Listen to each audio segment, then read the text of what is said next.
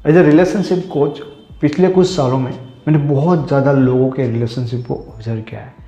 कई relation successful होते हैं, कई रिलेशन फेल हो जाते हैं, पर लोगों में मैंने एक चीज़ जो सबसे ज़्यादा ऑब्जर्व की कि ऑलमोस्ट ज़्यादातर लोगों का, मतलब ये कंफर्म नहीं कि हर किसी के साथ ऐसा होता है, पर ज़्यादातर लोगों के जो पहले रिलेशन होते हैं ना, वो फेल जाते हैं। लोग उसमें एफर्ट चाहे कितनी भी लगा लें, मेहनत, टाइम, सब कुछ जितना भी दे लें, पर वो अपने पहले रिलेशन को बचा नहीं सकते हैं। ज़्यादातर लोगों का सेकंड रिलेशन है ना, वो सक्सेसफुल होता है। लाइक इसमें अच्छी चीज़ें रही, ऑलमोस्ट प्रॉब्लम कम है, या ऐसे लोग जिनके रिलेशन वहाँ पर शादी तक पहुँच जाते हैं। अब कुछ लोगों के ऐसे रिलेशन होते हैं जो कभी भी सही नहीं होते, और कुछ लोगों के रिलेशन ऐसे भी होते हैं जो हमेशा सही रहते हैं। पहले रिलेशन भी परफेक्ट हो सकते हैं उनके, पर एज ए रिलेशनशिप कोच क्या चीज़ें वर्क करती है, क्या चीज़ें वर्क नहीं करती, मैं वो रेशियो में देखता हूँ कि मोस्ट ऑफ लोग क्या करते हैं जहाँ से उनके रिलेशन फेल होते हैं, और लोग क्या करते हैं जिनके कारण उनके रिलेशन वो सही जाते हैं, सक्सेसफुल होते हैं। तो देखने में चीज़ ये आती है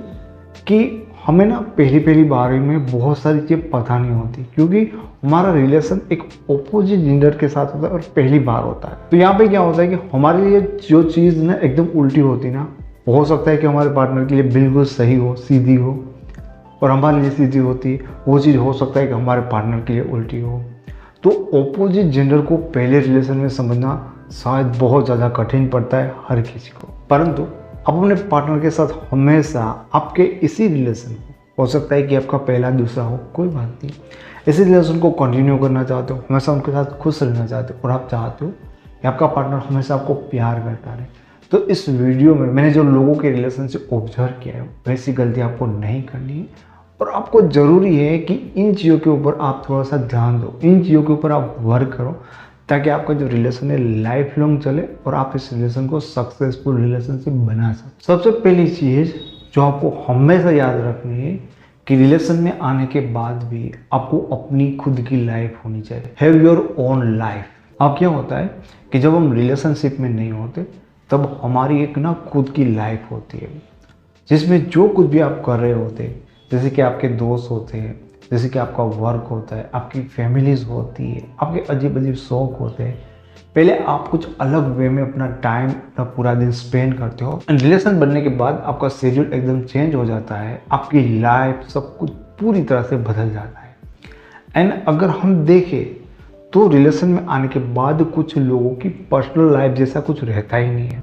अब ना वो खुद के बारे में सोचना भूल जाते हैं, ऐसी चीज़ें हो जाती है। ज़्यादातर आप उनके बारे में सोचते हो, ज़्यादातर चीज़ें आप अपने रिलेशन के बारे में करते हो, ठीक है। आपका कहीं ना कहीं फोकस होता है ना पूरा का पूरा अपने पार्टनर के लिए और अपने रिलेशन के लिए हो जाता है। जब आपकी पर्सनल लाइफ नहीं होती, आपकी खुद की लाइफ नहीं होती, तो यहाँ से सबसे ज़्यादा लोगों के इश्यू होते वो क्रिएट होना स्टार्ट होते हैं।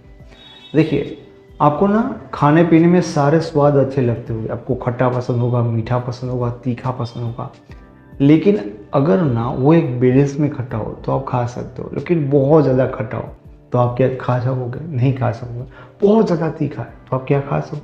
नहीं खा सकोगे। रिलेशन में आना, पार्टनर के साथ मिलजुल के रहना, ये आपकी लाइफ का बहुत अच्छा पार्ट बन सकता है।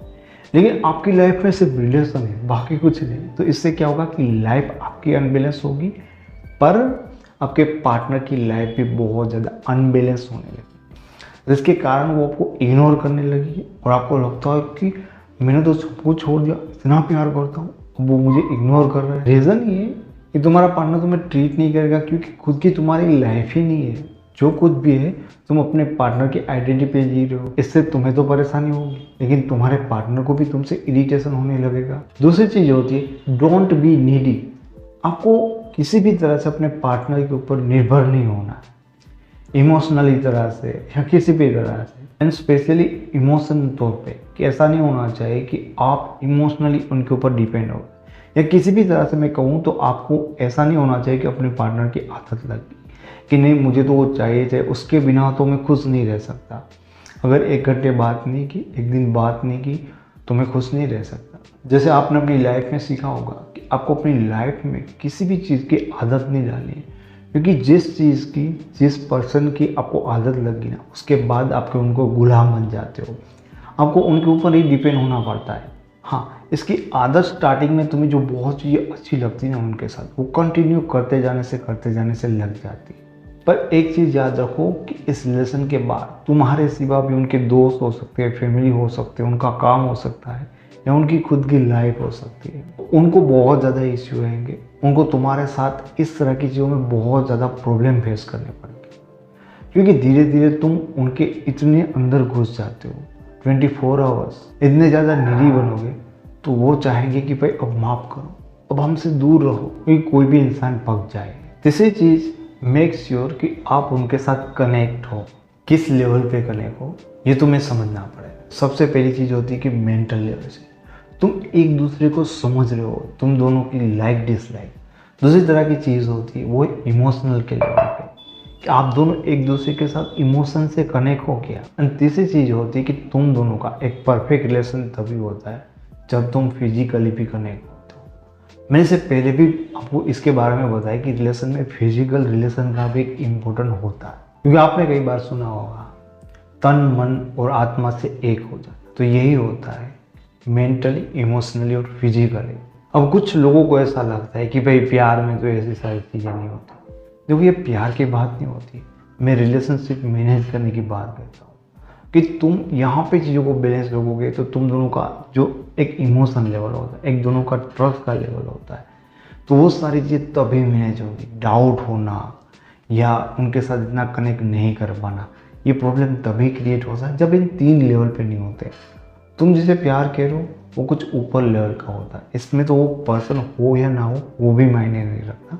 तो ये वाले थॉट साइड में रखने। एक रिलेशन में फिजिकल रिलेशन का भी इम्पोर्टेंट होता है, क्योंकि अगर वो नहीं होता तो आपको ऑपोजिट जेंडर से ना कभी आकर्षण ही नहीं होता। इसलिए ऐसी सोच से ना थोड़ा सा ग्रो करना चाहिए, क्योंकि ये तो सबको पता हो। तो थोड़ा सा इस सोच से तुम्हें ऊपर उठना चाहिए, क्योंकि तुम अगर मीरा वाला प्यार सोच रहे हो जो कि तुम्हारा बिल्कुल नहीं होता, हाँ उसमें फिजिकल रिलेशन का कोई इम्पोर्टेंट नहीं, लेकिन वो बहुत ऊपर की बात है। चौथी चीज़ जो हमेशा तुम्हें रिलेशन में करनी चाहिए और सीखनी चाहिए कि अपने पार्टनर से ना रिस्पेक्ट की डिमांड करो।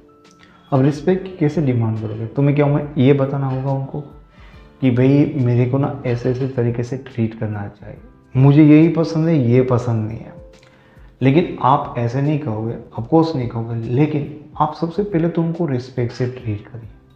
क्योंकि आप किसी पर्सन को जैसे ट्रीट करते हो ना, तो उनको बताना नहीं पड़ेगा कि मैं कैसे ट्रीट होना पसंद करूँगा। समझिए, आप किसी को गाली गलौज से बुलाते हो या ऐसे वैसे ट्रीट करते हो, तो वो समझ जाएगा कि इसको मैं ऐसे ट्रीट करूँगा तो उनको बुरा नहीं लगेगा। अगर लगता है तो भी वो चला लेगा, क्योंकि वो मुझे ऐसे ट्रीट कर रहा है। अगर फिर भी वो नहीं करता ना, तो उसके लिए डिमांड करनी चाहिए, क्योंकि यार रिलेशनशिप में प्यार नहीं है ना तो भी चलेगा, पर रिस्पेक्ट होना चाहिए।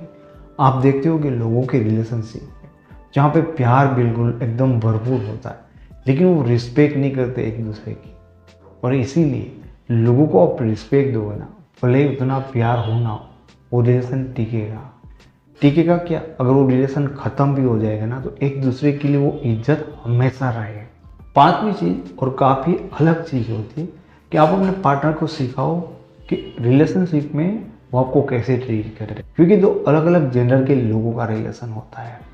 अब सम टाइम आपके पार्टनर को नहीं पता होता कि रिलेशनशिप में एक मर्द को कैसे ट्रीट करें, या आपके बॉयफ्रेंड को पता नहीं होता कि रिलेशनशिप में एक लड़की को कैसे ट्रीट करें, क्योंकि वो अपने एक मर्द वाले पॉइंट ऑफ व्यू से सोचता है, मर्द वाले पॉइंट ऑफ व्यू से रिलेशन को देखता है। एंड ये जरूरी नहीं है जो तुम चाहती हो कि वो तुम्हें समझ जाए, वो समझना उनके लिए थोड़ा कठिन होता है। एंड पहले रिलेशन में मोस्ट ऑफ लोगों का रिलेशन इसलिए फेल होता है क्योंकि वो ऑपोजिट जेंडर को नहीं समझ पाते कि उनको कैसे ट्रीट करना चाहिए, वो उनसे क्या चाहता है। तो एग्जैक्टली तुम्हारी जो डिमांड्स होती है, तुम्हारी जो इच्छाएं होती, तुम्हें जो लगता है कि उनको ऐसे ट्रीट करना चाहिए, तो थोड़ा उनको ये सिखाना चाहिए कि कैसे अपने ऑपोजिट जेंडर को उन्हें ट्रीट करना चाहिए। लेकिन हम ये सारी चीज़ों की डिमांड करते हैं लड़कर झगड़ कर के, तुम ये नहीं करते, तुम वो नहीं करते। लेकिन अगर तुम उनको सिखाओ कि अपने पार्टनर को कैसे ट्रीट करना चाहिए, तो वो भी तुम्हें सिखाएंगे कि उन्हें कैसे ट्रीट होना पसंद। अगर आपके रिलेशनशिप में ज़्यादा प्रॉब्लम है, आप हमारे रिलेशनशिप एक्सपर्ट के साथ बात करना चाहते हो, या रिलेशन के ऊपर मेरी लिखी ई बुक को डाउनलोड करना चाहते हो, तो आप हमारी वेबसाइट पे विजिट करिए, वहाँ पर सब कुछ अवेलेबल है। lovetips.in.hindi.com पे आप डायरेक्ट विजिट कर सकते हैं। मैं उम्मीद करता हूँ कि आपको वीडियो पसंद आया होगा। आपको वीडियो पसंद आया तो चलिए लाइक और अपने दोस्तों के साथ शेयर जरूर करें। आप ऐसे वीडियो और देखना चाहते हो तो इस चैनल को फ्री में सब्सक्राइब कर सकते हैं। एंड हाँ, आप मेरे साथ फेसबुक और इंस्टाग्राम पे जुड़ना चाहते हो तो उनके लिंक आपको डिस्क्रिप्शन बॉक्स में मिल जाएंगे। Thank you so much.